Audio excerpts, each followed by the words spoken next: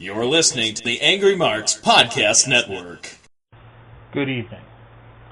Before beginning, I just wanted to take time out to acknowledge the horrific and tragic events of this past weekend.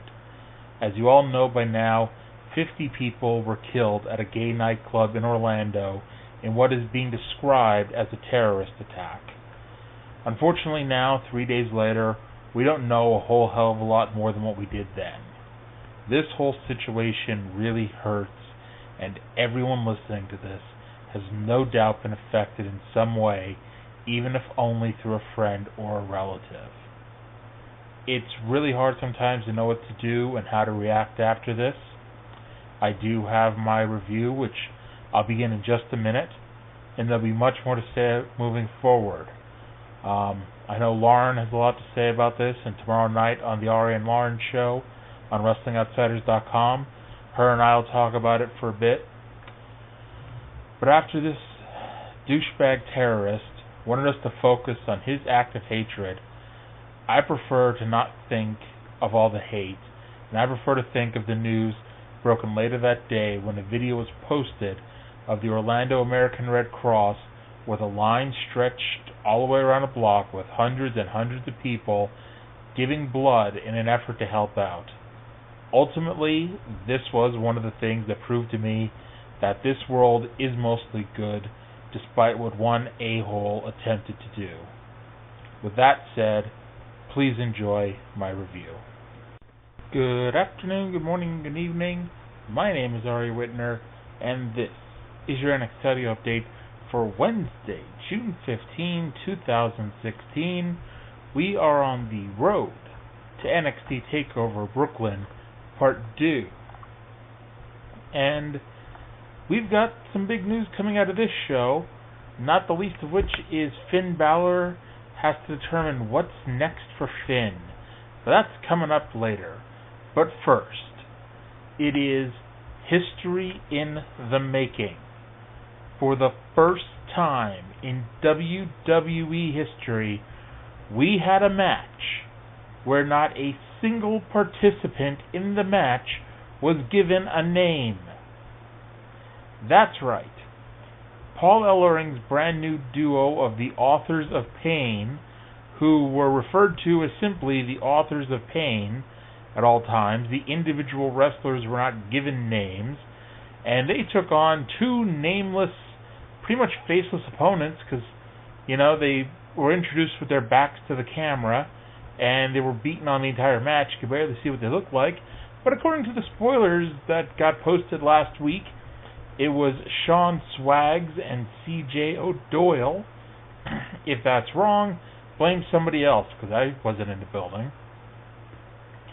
Last week, in case you forget, after the tag team title match at TakeOver, American Alpha was attacked by the Authors of Pain after they lost their titles to the Revival. And this was just an out-and-out squash match. It was something completely different than just about anything on NXT. As, normally even in your squash matches on NXT, you see a lot of wrestling. This was just a beatdown. It's just two guys who probably don't even know what a wrist lock is, but they look good doing what they could do, and they won with a combination side Russian leg sweep clothesline dealia bob.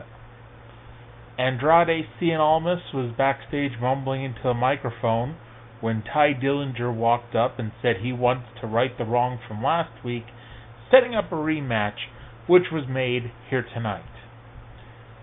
Paul Ellering walked by with the Authors of Pain, and he said he would let everyone know what they're doing here in due time. I guess they really want to wrestle former champions. Why not, right? Carmella returned, taking on Tessa Blanchard. The biggest news of this match was that they announced that the Almas Dillinger rematch would be tonight's main event. So, that tells you what you're in for here. The nicest thing to say is that this was better than most of Carmella's matches have been lately, and she submitted Tessa with the leg scissors, which is now called the Code of Silence. Can't just be the leg scissors. It's the Code of Silence. NXT Champion of the World, Samoa Joe, was interviewed following his match last week. I'm not sure how long after this match was, because he looked pretty much refreshed afterwards. They did an interview later with the Revival, where it looks like they dumped a bucket of water on the Revival's head before interviewing them. Joe looked positively cooled off and cooled down, and he announced that this is the start of the Samoa Joe era, and that no one has enough to sacrifice to take the belt from him. Blake and Murphy cut a promo. Yeah, you may be thinking to yourself, didn't they just break up like a month or two ago? The answer is yes. Even on NXT, which is a very well booked week-to-week show, they still fall into the old trappings where a team has to break up 7 or 8 times. Go back last year with Jason Jordan and Ty Dillinger. They broke up for about 2 months before they finally broke up. Anyway, they're teaming up tonight. They're teaming up the old college try as they take on TM61, the Mighty 61, and they blame their problems as a team on Alexa Bliss, stating truthfully they were champions before Alexa became part of their group, and they lost the belts shortly after picking her up. So Blake and Murphy was out next to take on the Mighty 61. TM61 lost their debut match 3 weeks ago to Tommaso Ciampa and Johnny Gargano. So they're looking to even up the old win-loss column. However, if they lose, they shouldn't worry too much, since Sami Zayn has easily lost 75% of the matches he's wrestled in WWE and NXT. And in case you forget, the new names for Shane Haste and Mikey Nichols are Shane Thorne and Nick Miller. This match, I know, everyone loves Corey Graves except for me. Somebody please defend his commentary to me, because he spent this match just making up complete and total bullcrap about Buddy Murphy and Nick Miller having this insane background together back in Australia. It was so asinine that Tom Phillips was just openly calling BS on it. But if you actually paid attention to the match, this was a fun bout that the crowd was into. Blake and Murphy crossed themselves up on 2 different occasions, knocking each other out. Unfortunately, it was not something they could come back from, as TM61 won with Thunder Valley, which is a nice way of saying a double-team gorilla press into a reverse slam. Not focused on, but after the match, Blake and Murphy kind of stared each other down outside the ring before going to the back. Speaking of the back, the Revival had apparently just had a bucket of water or so dunked on their heads as they were in the back talking about winning the tag team titles last week. They said that they pointed out that they're the first team to win the NXT tag team titles on 2 different occasions. So I see somebody's finally been paying attention to me every time I point out that Adrian Neville's a 2-time champion, but they're the first team to win it. And they mentioned they talk heavy and they hit hard. Bayley was backstage. They've got a lot of backstage here. They just go all over the place backstage. This backstage, that backstage, backstage over there, the backstage in the front stage. Anyway, Bayley was in a different part of backstage.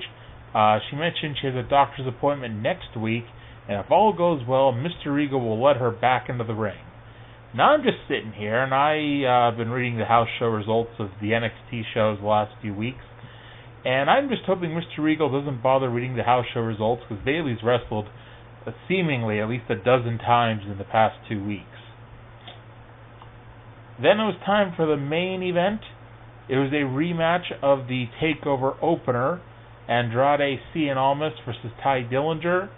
In all honesty, they could have just replayed the match from last week. Last week's match was really helpful in getting Almas over with the crowd. This week's match, it literally seemed at points that they were recreating last week's match move for move. And the fans were not really into it. I mean, they started to get into it towards the end, but not really. They did a half-hearted dueling chant of "We Want Almas, Perfect 10." And just like last week, Almas won with a running double knees to his seated opponent. And then we get the final segment, because yes, no one really wants to finish a show with Ty Dillinger. The final segment of the show sees Finn Balor come out to address the audience following his loss in the cage to Samoa Joe last week. The fans love them some Balor, giving him a standing ovation and chanting at him to please not go. Balor talked about watching NXT for the first time many a moon ago, seeing Enzo Amore and Big Cass, and saying one day he wanted to be a part of this. And as much as he became a part of NXT, NXT became a part of him and became what he was. He put over his wars with Neville, Kevin Owens, and Samoa Joe, and yet here he is, standing here, not the champion. And the question being, what's next for Finn Balor? The fans chanted Balor Club, which he acknowledged by saying "too sweet," which popped the crowd something good. Balor asked on 3 separate occasions, what's next for Finn Balor. It came across like he was trying to build it up for dramatic effect. However, it just came across on TV like production screwed up and didn't cue up the music in time, because the crowd was just sitting there waiting.